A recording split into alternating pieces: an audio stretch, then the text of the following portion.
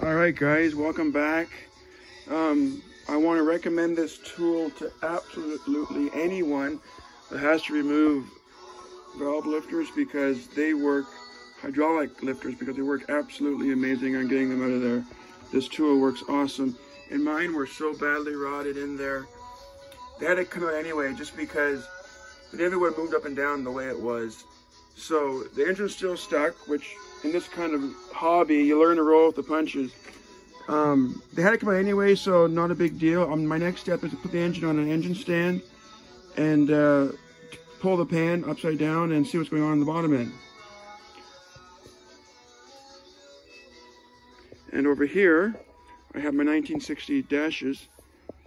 My plan is to use this one. So put this glove box door onto this dash, strip it down, repaint it, and put it in the car when the wiring's done. So I'm making good progress. I like this dash better just because it's more complete.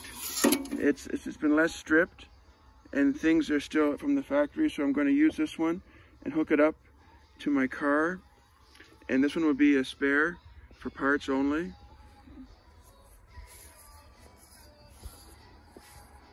So thank you guys for all the messages. And if for some reason I don't respond, I didn't get the message, I don't always get notifications on all the things because I got a lot of people now. I think like 1,600 subscribers.